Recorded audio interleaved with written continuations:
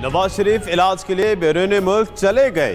Air ambulance दोहा में कुछ देर रुकने के बाद लंदन के लिए रवाना हो गई। नवाज शरीफ लाहौर एयरपोर्ट के हज टर्मिनल से रवाना हुए। शहबाज शरीफ और डॉक्टर इदरान भी हमरा हैं। लंदन में इलाज के इंतजामात मुकम्मल। नवाज शरीफ का हाल स्टेट क्लिनिक में चेकअप होगा। चंद रोज बाद अमेरिका जाएंगे।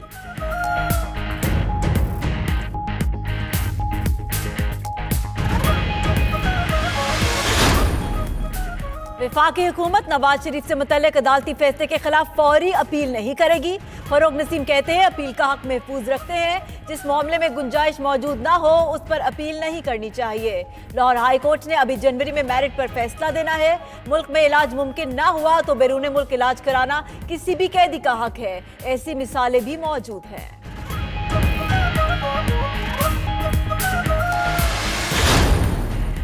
काबीना इजलास में अरकान की अक्सरियत ने लाहौर हाईकोर्ट के फैसले के खिलाफ सुप्रीम कोर्ट ना जाने का मशवरा दिया। फवाद चौधरी, अली जैदी और फैसल वादो ने अपील की तजवीज़ दी। वज़ीर आज़म कहते हैं अदालतों का एहतराम करते हैं। शर्जी बॉन्ड की शर्त गैर कानूनी नहीं थी।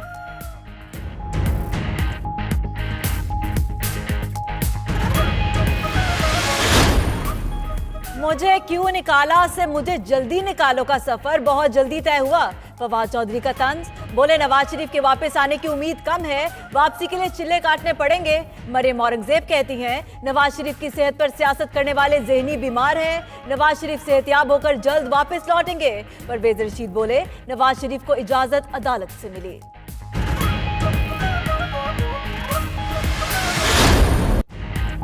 चेयरमैन नैब ने तहरीक इंसाफ के रहनुमाओं के एहतसाब का भी इंदिया दे दिया। जावेद इकबाल कहते हैं कोई ये ना समझे कि हुक्मरान जमात है तो बरी जिम्मा है। एहतसाब एक तरफा होने की तासीर का इजाला करेंगे। जिनको आए कुछ बाह हुए हैं उनके मुकदमात भी देखेंगे।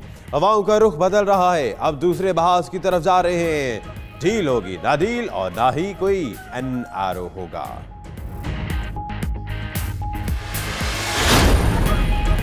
वज़ीर आज़म इमरान खान की ज़ेर सदारत काबीना का इजलास। 8 निकाती एजेंडे पर गौर किया गया। मुल्क की तारीख में पहली बार करंट अकाउंट खसारे में कमी आई। माशी इशारियों में बेहतरी के समरात जल्द अवाम तक पहुंचेंगे। वज़ीर आज़म ने मामूली जुराम में मुलव्वस उम्र रसीदा कैदियों का डेटा तलब कर लिया। CPAC मंसूबों की भी मंजूरी दी गई। फरदौस आशिक आवान की ब्रीफिंग।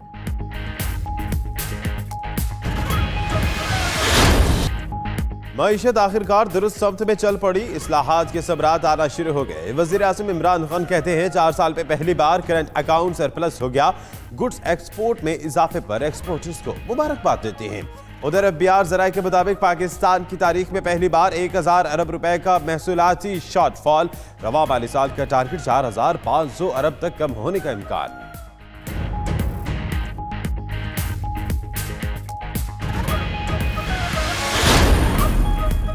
जाली अकाउंट्स केस। सिंध रोशन प्रोग्राम की तहकीकात में नैब रावलपिंडी की एक और कामयाबी। कॉन्ट्रैक्टर नदीम यूनुस ने प्ली बारगेन कर ली। नदीम यूनुस ने 6 करोड़ 42 लाख रुपए नैब को वापस कर दिए।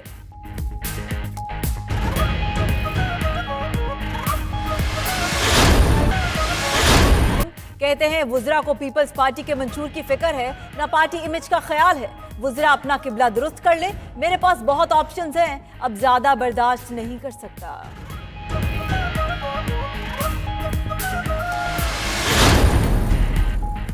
इस्लामाबाद वैसे ही नहीं गए और वैसे ही वापस नहीं आए। फजलुर रहमान का कहना है कि हुकूमत की जड़ें कट चुकी, चूल्हे हिल चुकी। नाअहल और नाजायज हुकूमत का जल्द खात्मा होगा। ये बैरूनी आकाओं का एजेंडा मुसल्लत करने आए थे।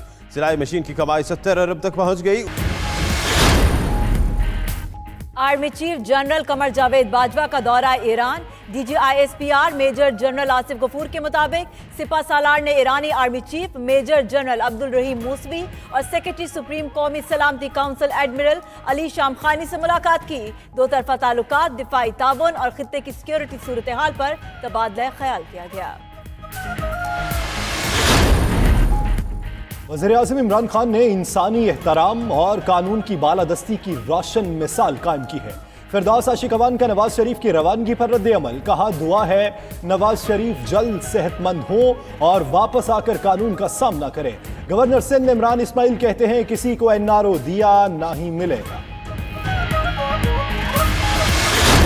कि मैं मैं इस्लामी नजरिए को बरकरार रखने के लिए कोशा रहूंगा जो क़याम पाकिस्तान की बुनियाद है। मैं इस्लामी जमहूरिया पाकिस्तान के दस्तूर को बरकरार रखूंगा और उसका तहफ़्फ़ुज़ करूंगा। असद उमर की 7 माह बाद वफाकी काबीना में वापसी, वफाकी वजीर के ओहदे का हलफ उठा लिया।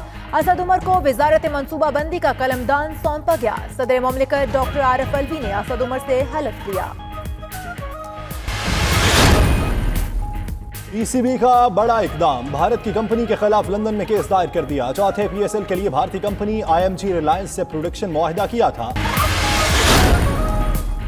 पाकिस्तान फिर जूनियर स्क्रैबल का आलमी चैंपियन बन गया। 6 में से 5 एज कैटेगरी में मैदान मार लिया।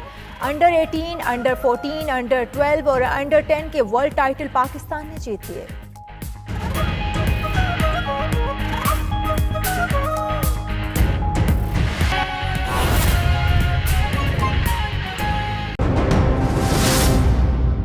उनकी बेहतरी से लोकल और इंटरनेशनल जो इन्वेस्टर्स हैं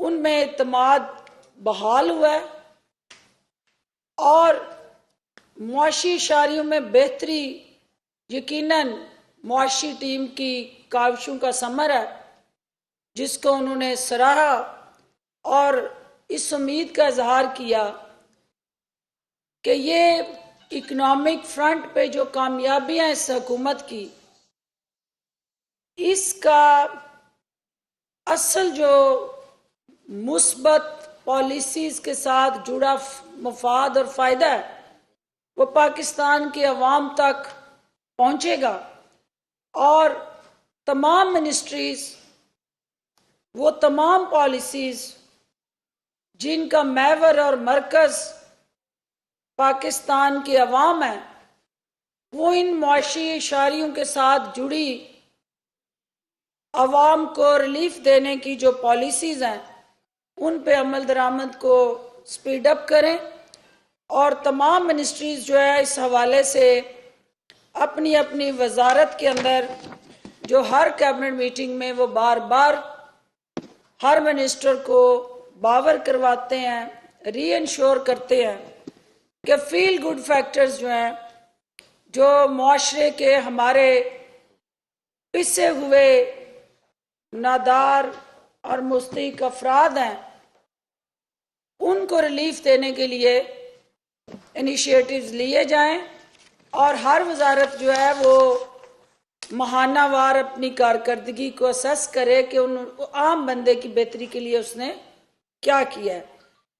कैबिनेट के अंदर वजीर आज़म पाकिस्तान ने एक ऐसा इशू जो आप सब के दिल के करीब है कि वो तमाम हमारे मुआशरती रवैयों का शिकार ऐसे कैदी जो उम्र रसीदा हैं, वो खवातीन जो किसी ऐसे क्राइम जिनकी नोयत मामूली है और वो कैदी जो किसी हीनियस क्राइम में इन्वॉल्व नहीं है, ख़ुसूसन मर्डर और चाइल्ड अब्यूज़ जैसे जो क्राइम है, उनमें अगर वो ट्रायल नहीं हुए या कन्विक्ट नहीं हुए और उनकी उम्र 65 साल से ज़ायद है,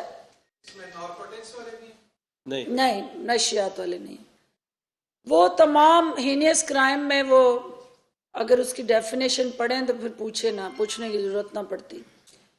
उन तमाम जो उम्र सीधा 65 साल से ज़ायद उम्र के अफराद हैं, उनका डाटा बैंक जो है मुख्तलिफ प्रोविंशियल गवर्नमेंट से इकट्ठा करके अगली कैबिनेट मीटिंग में प्राइम मिनिस्टर ऑफ पाकिस्तान ने हदायत जारी की हैं कि जेल रिफॉर्म्स जो मौजूदा हुकूमत का अज़्म भी है और वज़ीर आज़म पाकिस्तान की कमिटमेंट भी है और पाकिस्तान तहरीक इंसाफ के मंशूर का अहम जुज़ भी है, उसके लिए जो 2 प्रोविंशियल गवर्नमेंट्स जहाँ हमारी हुकूमत है और तीसरी हुकूमत जहाँ हम कोलेशन में है, उनकी एक ऐसी इफेक्टिव लीगल रिफॉर्म्स के साथ जुड़ी गवर्नमेंट की कमिटमेंट जो है उसको अगली कैबिनेट मीटिंग में